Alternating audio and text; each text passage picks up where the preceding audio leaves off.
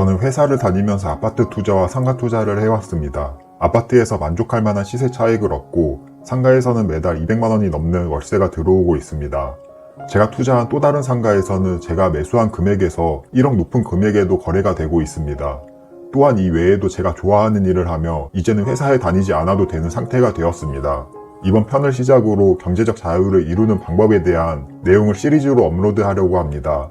저도 남들과 똑같이 200~300만 원의 월급을 받으며 시작했지만 남들과 다른 성과를 낼 수 있었는데요.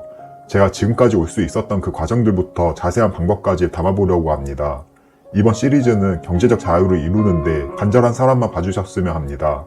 남들과 같은 평범한 직장인이었던 제가 어떻게 지금까지 올 수 있었는지 그 방법을 알려드릴게요. 첫 번째 영상으로는 전체적인 큰 틀을 잡아보려고 하는데요. 내가 진짜 부자가 되고 경제적 자유를 이루고 싶다면 어떤 방향으로 나아가야 하는지 방향성을 잡는 게 가장 첫 번째로 해야 할 일이라고 생각합니다. 저는 무슨 일을 하든 이게 제대로 된 방향이 맞는지 생각을 하곤 하는데요.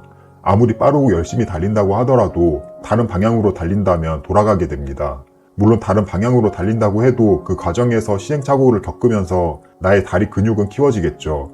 하지만 내 목적까지 달성하는데 오래 걸린다는 건 누구도 부정할 수 없습니다. 그래서 무슨 일을 하든 첫 방향을 제대로 잡는 게 저는 가장 중요하다고 생각합니다. 그러면 그 방향성에는 어떤 게 있을까요? 먼저 기존에 내가 알고 있던 상식을 전부 뒤엎는 게 필요합니다.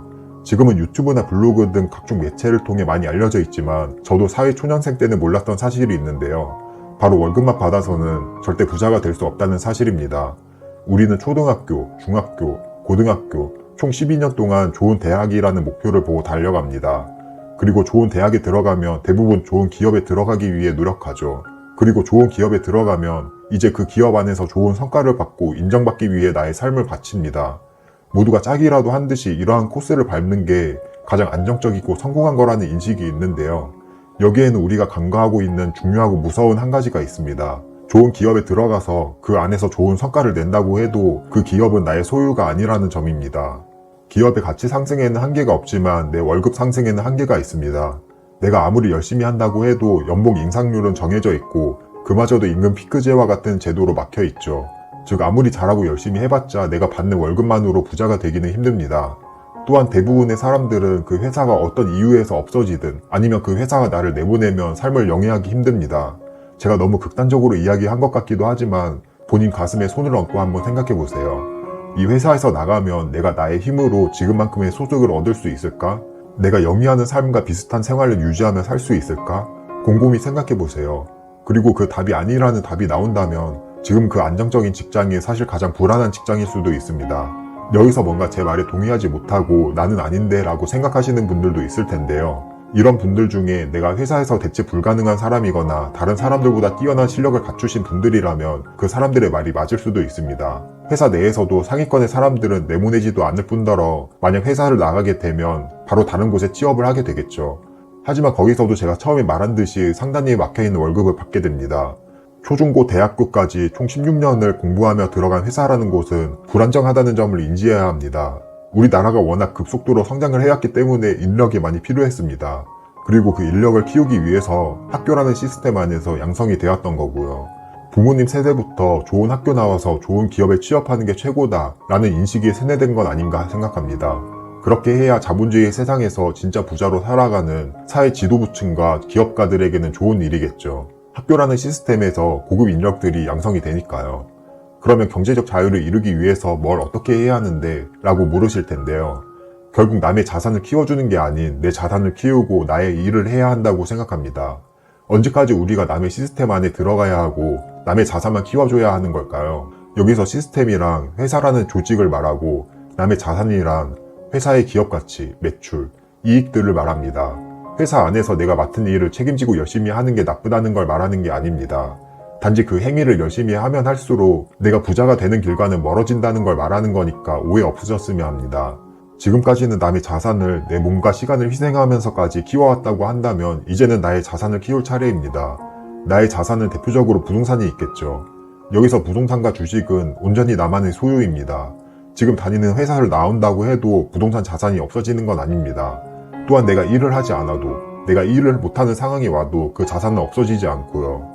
좋은 부동산과 주식을 잘 사서 그 가치가 올랐다면 그 오른 가치만큼 전부 내 소유입니다. 그 자산들의 주인은 온전히 나이고 그에 따라서 주체성을 가질 수도 있겠죠. 이러한 자산들은 결국 우상향합니다. 자본주의 세계에서 돈은 계속 풀리면서 돈의 가치는 낮아지는 반면 자산의 가치는 올라가니까요. 이 개념을 물가상승 혹은 인플레이션이라고도 말하는데요. 10년 전, 20년 전의 과자 가격, 라면 가격을 생각해보면 지금보다 훨씬 저렴합니다. 부동산 자산도 마찬가지로 결국 물가 상승률 수준으로 우상향합니다. 여기서 부동산 자산은 우리나라 평균을 냈을 때 물가 상승률 정도의 상승이고, 만약 내가 저평가되고 입지가 좋은 부동산을 샀다면 그 상승률은 물가 상승률 이상입니다. 서울 아파트 가격의 10년 상승률이 전남 보성의 아파트 가격 상승률보다 훨씬 큰 이유이죠. 그러면 부동산 자산을 샀다가 가격이 하락하면 어떻게 해요? 라고 물으실 수도 있는데요. 물론 지금과 같이 부동산 하락기도 있고 위기의 순간도 찾아옵니다. 모든 투자 자산은 오르기도 하고 내리기도 하며 호황이 있으면 불황도 있습니다. 하지만 자산의 가치가 우상향해왔다는 건 지난 몇백 년의 역사가 부증해줍니다. 이후의 영상으로도 다룰 예정이지만 이럴 때 흔들리지 않으려면 확실한 기준과 이유를 가지고 저평가된 자산에 투자해야 되죠.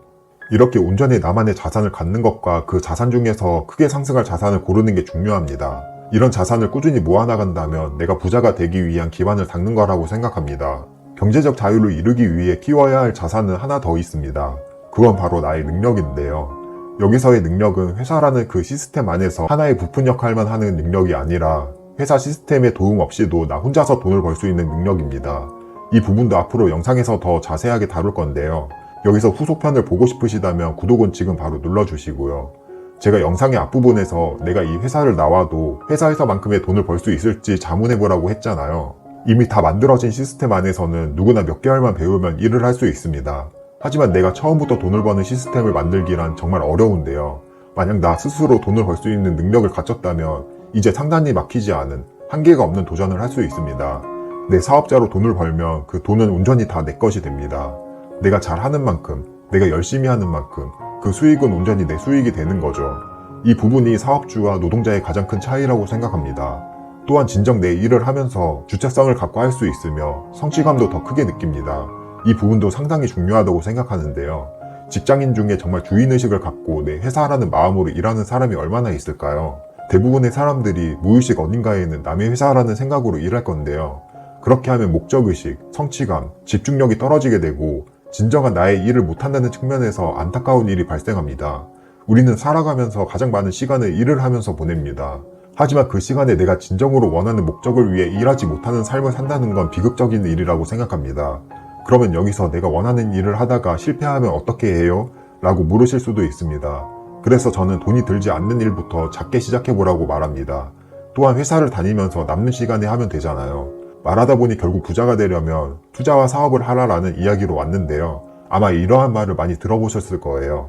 하지만 모든 부자들이 이렇게 말하는 만큼 이 사실은 진리라고 보시면 됩니다. 주위만 둘러봐도 월급만 받아서 부자가 된 사람은 없습니다. 직장인이 부자가 되었다고 한다면 두 부류일 건데요. 월급을 받으면서 투자를 정말 잘했거나 다른 부업을 하면서 그 부업이 월급을 초과해서 사업의 형태로 발전했을 겁니다. 이미 경제적 자유를 이루는 방법은 다 정해져 있습니다. 다만 그 방법을 모르거나 실천할 용기가 안 나거나 꾸준히 하지 못해서 달성하기 힘들 텐데요. 앞으로 부자가 되기 위해 뭘 어떻게 해야 하는지 영상으로 찍어보겠습니다. 그럼 도움이 되셨다면 구독과 좋아요 부탁드립니다.